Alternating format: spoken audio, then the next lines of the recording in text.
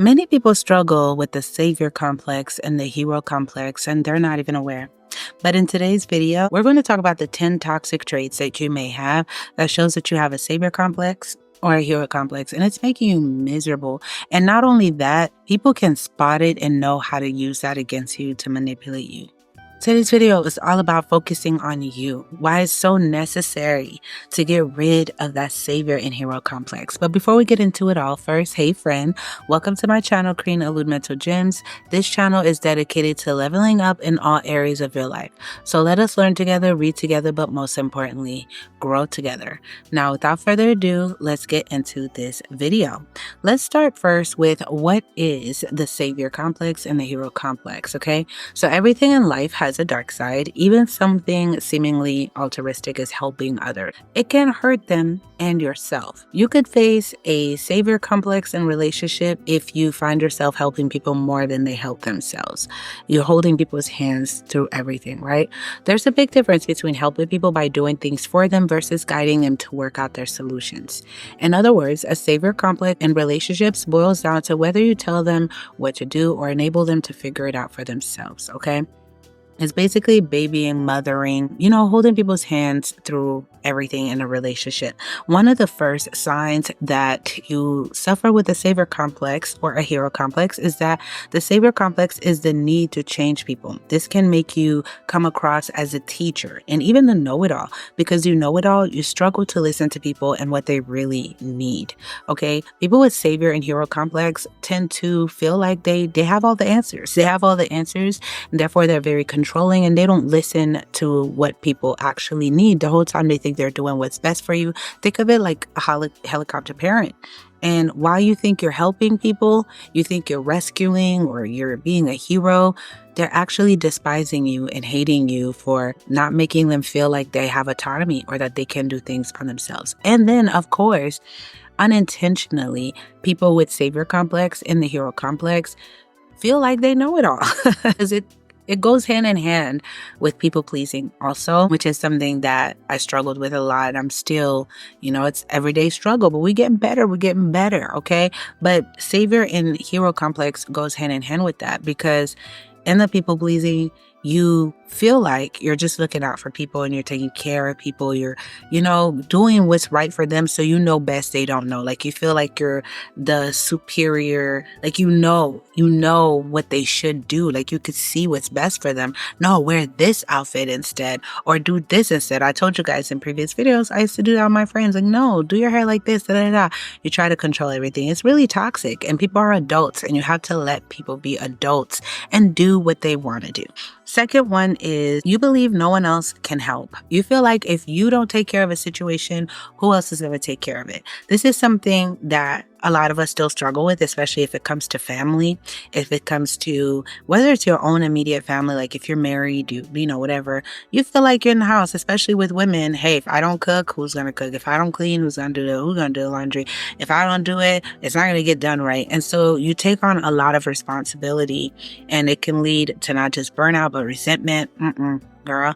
But even if it's just to your parents or whatever, if there's other siblings, if you have the hero savior complex, you're the sibling that everyone pushes everything on. Or it could be adults in your family, like grown adults, but they push everything on you. And, you're the young one because you feel like if I don't do it, who's going to? I have the resources. I have this. I'm in a better position to be able to help, blah, blah, blah, blah, blah. And no one else can do it. But you'll find out. If you have savior or hero complex, take a step back. Don't respond right away to phone calls or texts of requests for help. Give it a couple hours or give it a few days and you'll see just how quickly people figure it out and find someone else to do it. And just see how quickly the responsibility falls out on you.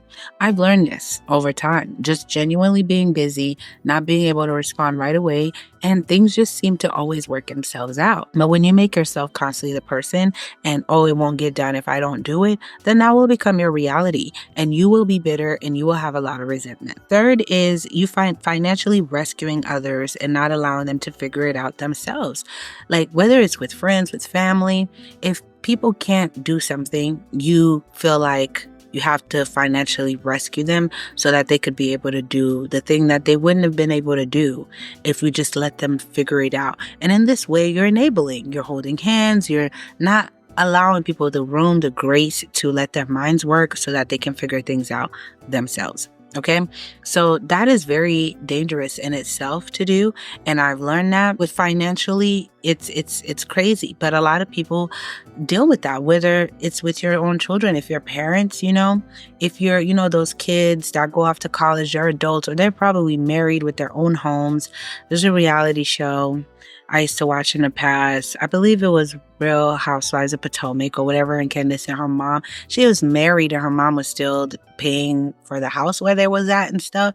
And I was like, that's crazy. But the mom had a lot of room to speak up in her marriage because she was doing that. But there's kids you go to school with and they're older now, or they're married, they moved on, but their parents, if you're watching, you're the parent that's still paying their car note, that's still paying their house, and they have their own families or this, but you take on the financial burden for your kids. They know to call mommy and daddy. They know they never have autonomy, and you're training people that is going to grow up to have no autonomy, don't know how to take care and provide for themselves. And I'll say this for myself, the reason why I'm so self-sufficient with taking care of myself and knowing how to make my brain work to get what I need is because I didn't have nobody holding my hand to figure it out. Or that's how I financially take over, and then no, I had to get it, and I'm grateful for that. I used to complain at a time to God, like, dang, I wish silver platter, silver spoon,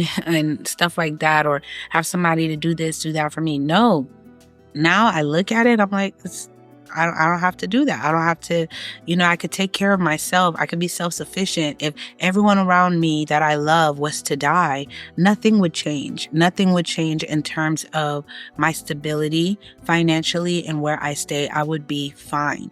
That is a peace of mind that you need to give others the gift of having. If you take that gift from them when you hold their hands through it all, no one should rely on you to be like, hey, whatever your name is, Sarah's gonna come. It goes even into little details. If you're eating out with friends, you financially with the savior or hero complex, you're at a table with 10, 20 people, and then you just take on the whole tab, knowing that it's gonna mess with you for the next month. Don't do that. Don't do that. No, let them, they agreed. They knew they were coming to eat. They agreed to go eat. They knew what the price would be. Let people pay for their food. But people will do that even in subtle things like that. There are situations where someone tell her, hey, I can't do this financially. It won't be great for me. And then you'll swoop in and be like, it's okay. I got it. Because whatever reason, you don't want people to feel left out or this and that. Those are all savior and hero complex that's going to put you in trouble. And you're not helping the person. You got to let people miss out on something sometime so that they can know, okay, I don't want to continue to miss out. I want to participate. So let me get my stuff situated so I can continue to. But if you hold their hand and do it for them every single time, what's the rush? What's the need? They're going to come to rely on you to just do it and to pick up the tab all the time. Don't financially rescue people, okay? Fourth is you meddle in people's lives without them needing or asking you to. If you find yourself always interjecting yourself or putting yourself in people's business, setting people up, doing this stuff, meddling, giving unsolicited advice, and, showing up, like doing too much, making yourself intertwined with that person's life without their permission, without them asking. Don't meddle. I know people that play the hero savior complex, they'll go have conversations for grown adults. Like, you fighting with your spouse and your friend, and you go speak to the spouse on behalf of your friend. Hey, No, don't do that. Don't do that. That person's a grown person. They need to go talk to their spouse. Why are you interjecting? That's not your business. It's not your place. And if you're a parent, you do it to your children. You getting involved in their relationships. You getting involved in their friendships. You getting involved with people. People are adults. Let them fight their own battles. Unless, of course, it's a violent situation. There's situations where, okay, you might have to step in. But if it's not that situation, mind your business. It has nothing to do with you. But a lot of people don't understand this fact, and they get in and meddle and then do too much. They do too much. Don't meddle. Number 5 is people with a savior complex in relationships often find that they're only happy when helping others. So when things don't work out for others, they become depressed. It makes them really sad that they take it personally. If I'm always taking on everyone else's responsibilities and I take on their problems and make it my problem, if it don't work out, I'm always in solution finding mode. To be in constant solution finding mode is draining. It's draining, and it's overwhelming. And you need to free yourself from that shackle. Trust me, I'm always preaching to myself first, and I'm speaking from experience first. I lived in solution finding mode for a very long time, trying to find solutions for everything. And I made everyone's problem my problem. And so when things wouldn't work out for a person because I made it my problem, it had nothing to do with me. Now I'm losing sleep over, oh man, what are they going to do? They're not going to be able to I can't believe this didn't work. You're losing sleep, this and that. And then you have your own problems that you're disregarding, you're neglecting because you have made their problem your problem. To the point it affects your mood, it affects your well-being if things don't work out for others. That's dangerous. Number 6 is deep down, you feel used and empty. You constantly feel underappreciated. And you can even have animosity and bitterness that starts to build up because you're like, hey, they're not appreciating what I'm doing, or it's not reciprocated. I'm always giving my all, but no one asked you. No one asked you to do all of that. So chill, don't do it. I had to tell myself that a lot when I'd find myself being like, man, I overdo it, I don't even get a thank you or appreciation or this. You start to talk like that. It's so entitled. It's so arrogant because no one even asked you or put you or placed you in that position. You chose to. If you're going to be a giver, be a cheerful giver. If you're going to be somebody that's a savior or have that little hero complex, do it cheerfully. This is why you should put yourself in those positions, because the flaw in human of you is always going to be expecting something back. And then that makes you the bad person now, because now how you think even God is looking at you? Now you're complaining. Okay, so whatever kindness that you did it for something back.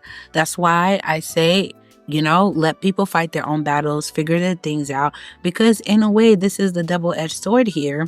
It creates a place for you that now all your giving, all your sacrifices, all your meddling coming through, now you feel like there's some compensation you need for it. And it builds that bitterness and that feeling underappreciated. And you just, it's pretty toxic. 7 is a savior complex in a relationship can sometimes take on more than a teacher role. They try to be therapists despite not having any training. You try to be a therapist to your friends. You try to be a therapist to your spouse. And this is a source. I'm getting most of these from Psych Central and Marriage.com, which is where I'm getting most of these sources. So reputable.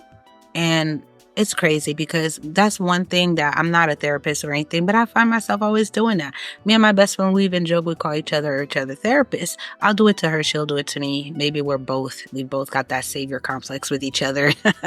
It works out. We're both reciprocating it. But literally be like, come sit on my couch. Let's talk if something's going on, and try to be that. And she'll do the same for me. Like, come on, sit, let's talk. But in a sense, that can be very dangerous if it's done with people that, again, you're meddling, you're imposing yourself. There's a difference when they say a best friend is like a therapist, but there's a difference when you're imposing yourself to be someone's therapist. You're not licensed and you're giving unsolicited advice, or you're trying to diagnose and read or control the outcome of what's going on in someone else's life.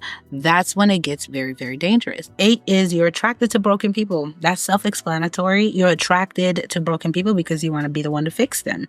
You want to be the one to save them. You want to be the one to heal them. So if you're a woman, you seem to constantly be attracted to players because you want to be the one to change them in this. That's toxic too. And God will get you out of it. Trust me. You need to pray about those things because you don't want to be attracted to the friends. Like, even when you're choosing your friends, you're attracted to the toxic friends, the broken friends, the ones that isn't in life because you see potential and you feel like, hey, if, they allow me to meddle just a little bit, I can make them better. I can get them to a better place.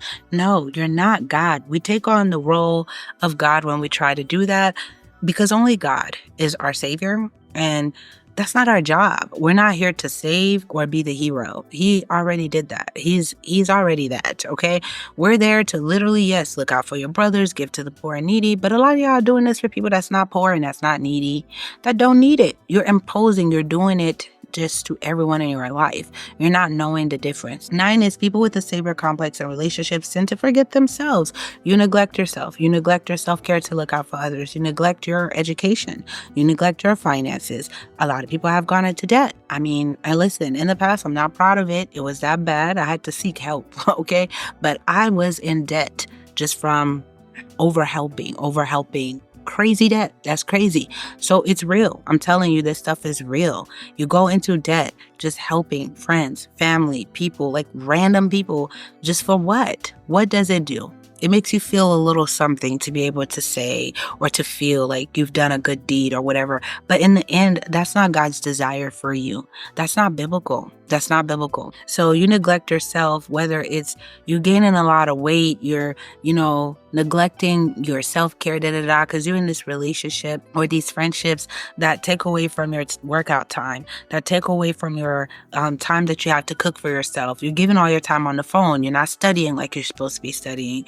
You're not doing the things that you know you're supposed to do because you're so focused on, helping others that you cannot focus on the things that you need to do to elevate or to get to the point that you need to get to.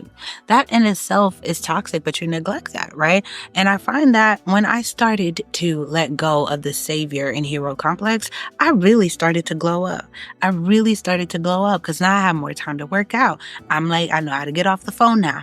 I know how to be like, no, I'm not available to come to your house today to do X, Y, Z. Oh, I can't do this, that. Being able to say no, or where's my availability, or I can't do that because I have XYZ, or I want to rest.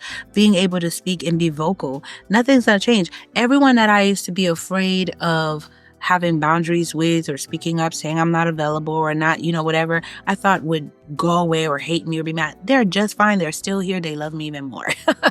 It was all in my head, and it's all in your head. Don't neglect yourself to be there for people or be that hero when these people will still be here. They understand. They're not neglecting themselves. They get it. They're doing the same thing. 10 is you dominate relationships. When living with savior syndrome, one partner tends to go into submission as the other takes on the controlling role, right? If you're constantly the savior and hero in the relationship, you turn to be the dominant one in the relationship that takes control, while the person, whoever you're in a relationship with, plays a submissive role. Even if it's friends, if you're the savior hero complex, you're controlling what movie y'all watch, what activities, where y'all go eat, what we're going to do for today, what's the plan, where we're traveling. If you're constantly taking on that role, you become the dominant one and everyone else become your submissive. And that's not a cool image to have, because eventually people get tired. People heal, people grow, and they want to have a voice. They want to have an opinion, and they get tired of you. And I had to learn that.